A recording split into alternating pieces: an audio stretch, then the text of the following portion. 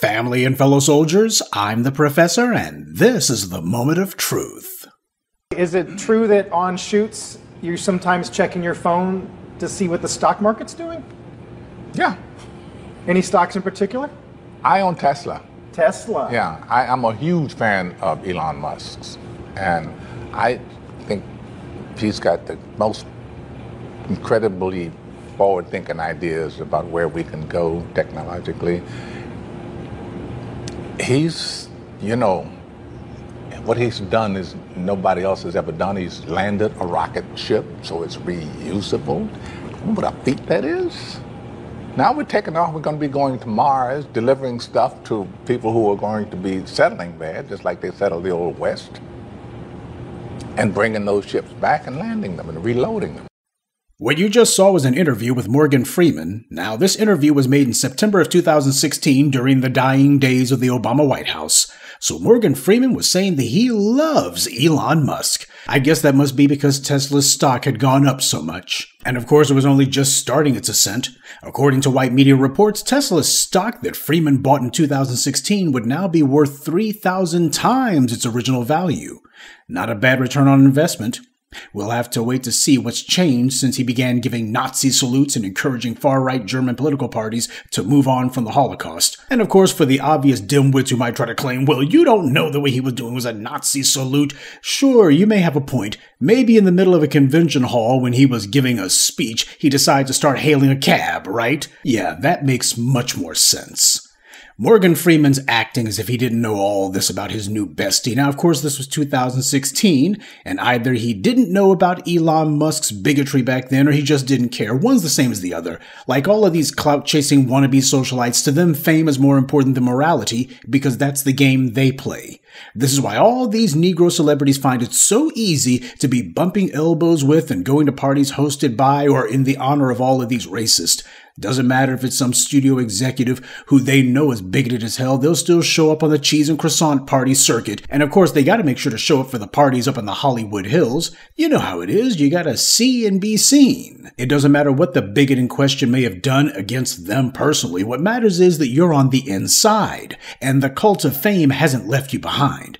Because these people have invested totally in that. But Elon Musk, he likes the fact that he could dig up this old chestnut.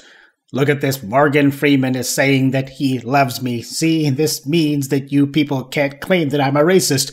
Of course, every racist throughout all of American history, they've never had any black people who would say anything charitable about them, right? We all know Thomas Jefferson loved black people. He loved them so much, he literally would not let them go, and he raped Sally Hemings for 30 years because he loved black people so much. And the same thing for Strom Thurmond, the patron saint of segregation, while he was giving fiery speeches talking about nobody's going to be able to force the nigger race into anybody's public swimming pools or hotels or whatever. At the same time, he was sitting here getting black women knocked up and paying them hush money. America, and through it, white supremacy has two cardinal sins. The first and worst, of course, is anti-black racism. But the second cardinal sin, which pretty much is up there with it, is America's very long-standing tradition of hypocrisy. See, Elon Musk made his Tesla money off of California. Because California is the most populous state in the union, it was no accident that he set up his base of operations there initially. California gave big state tax credits for people who bought electric vehicles, which of course encouraged a lot of Californians to buy Teslas in particular, because of the fact that they could save money by doing so.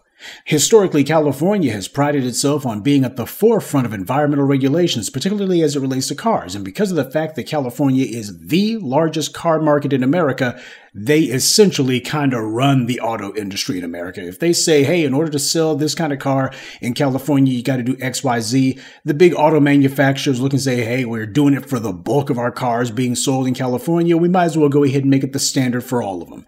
So that's a case of how California likes to revel in the fact that the tail oh so often wags the dog. Liberal California, though, is where Elon Musk, the racist, right-wing Nazi, set up his operation. And liberal California didn't even care how racist Musk is, or perhaps they did care and they patronized him because he's so racist, towards black people, that is. But then again, the Californians aren't alone in their hypocrisy. Ocasio-Cortez admitted in 2023 that she owns a Tesla. Now, this was long after Elon Musk had long since been exposing himself for saying all kinds of racist stuff, just disgusting things that even an inside the Beltway politician like Cortez couldn't deny what this man is. She tried to tidy up her little faux pas of having bought a car that's created by a card-carrying racist by claiming that, well, she now wants to trade it in for a union-made car. So even while she was trying to sit here and try to clean up the mess she had made by getting caught admitting that she drives a Tesla, she refused to say that I gotta get rid of this thing because it's made by a racist. Instead, it's, well, Tesla's not a union shop, so that's what it is. It's a union issue. This is why I've been telling you about Cortez for the longest time. Black voters up there in her district were the ones who were key and instrumental in getting her into Congress, and this woman ain't said boo about black people except to go on television and say, I am the descendant of African slaves, I am a descendant of indigenous peoples, I am a descendant of Spanish colonizers, I am a descendant of all sorts of folks. That doesn't mean I'm black. Sure, I've got black ancestry, but that doesn't make me black. That's about the closest she's gotten to actually saying anything regarding black people who she tries to pretend don't exist. This is the battle cry of the politicians caught in their own hypocrisy. And unlike Morgan Freeman, Cortez can't possibly pretend not to know what a total piece of crap Elon Musk is. Now listen, I don't have a problem with someone owning stock in Tesla, believe it or not. I would prefer that you don't, but if you do, then so be it. If that bigoted Neanderthal is going to make some money, then decent people ought to find a way to make money off of him. But praising that reprobate, that's where the line should be drawn. You can get your doggone money without sitting here bigging up this bigot. Elon Musk is a mouth-frothing anti-black racist, full stop. And of course, it's no coincidence at all that Elon Musk suddenly decided that he needed to remind the world that Morgan Freeman said that he loved this idiot. And look at the date on this tweet, January 22nd. This is when Musk was in the middle of the firestorm that he brought on his own head about the Nazi salutes he was giving after Trump's inauguration functions. So here he was in the middle of that firestorm of his own making. He's getting beat over the head with it, and it's like, I need a shield to hide behind a crash dummy. Hey, I know Morgan Freeman. He's pretty dumb. I'll go ahead and use him. See, here's this Negro who says that he loves me, so that means that I'm not a Nazi. Which, of course, as I've already explained with Thomas Jefferson and Strom Thurmond, this is what the racists have always done. There's always some compliant or otherwise dim-witted, unassuming Negro, some gullible clown, some bootlick without a brain, who will gladly let themselves be used as a crash dummy for this or that open anti-black racist. This is the oldest trick in the book, but unfortunately it's the oldest trick because it works. But Elon Musk's racism was well known 8 years ago. It was no secret. So Morgan Freeman can claim that, well, he wasn't doing all of this really off-the-wall stuff yet. No, not necessarily, but he had already made it known exactly who and what he was by then. You didn't have to go very far to read between the lines. And as for Morgan Freeman, a lot of you might be let down by this, but you shouldn't be. We in the black media have been telling you about this for the longest time. Hell, the late, great Paul Mooney talked about this. This is the reality of black folks in Hollywood. This is how these people actually operate. This is how they move. This is what they are. Morgan Freeman, he may have a reputation for being so brilliant. At least that's what the Hollywood myth makers made of him. But the reality is, he's actually just the king of gravitas. That's what he is. He could read the phone book and make it sound profound. But then again, that's how actors are. It's all a performance. This is a real-life example of what I mean when I say that these Hollywood Negroes, these bootlicks working for the white media, whenever they say black, they don't mean it the same way that you and I do. When these Hollywood Negroes say that word, whether it be Jada Pinkett, Dave Chappelle, Chris Rock, Ice Cube, or Morgan Freeman, or even Spike Lee, more often than not these days, whenever they say black, they're talking about themselves personally.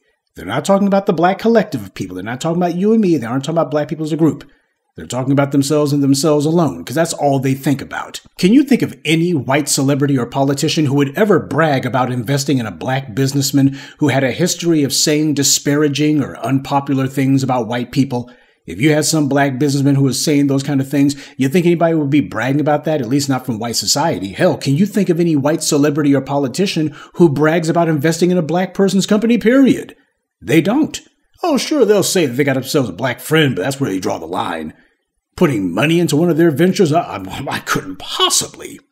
Black celebrities have millions of dollars, and yet they never seem to have money to make their own movies. Notice that? They never seem able to find the funding for those kind of things. Well, this is the reason why. These black celebrities, just like the rest of the bootlick sphere, they invest in everyone else. They make sure that when they get their money's going to be going to the pockets of everybody outside the community, because it's all about building up their own clout, and the clout they want to build is not with other black people. The white media loves Morgan Freeman, or at least they love his voice. Over the last 40-plus years, Morgan Freeman's cultivated this persona of being so brilliant mainly because the white media likes his voice. He is, at least to that degree, an invention of the white media, and it's paid off very well for him, so of course he's going to lean into it. Fine. But family, understand that these people are actors. It's not their job to be smart, or likable, or even decent. Though it is their job to convince you that they are. That's their actual job, is to fool you and get paid for it. Well, that may be good enough for the likes of Morgan Freeman. But should it be good enough for you and me? And make no mistake, if that interview had been given, say, this week, even after all this stuff that Elon Musk has been doing, embracing his inner Goebbels, do you think that Morgan Freeman's response would have been different?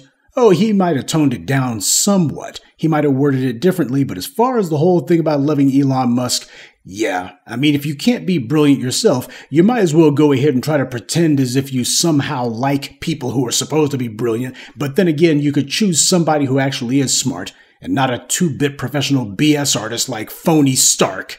I guess it just goes to show, it doesn't matter how long these people have been in the public eye, and it doesn't matter how much esteem they may have convinced you to have for them. At the end of the day, there's no tool like an old tool. Good day, and be one.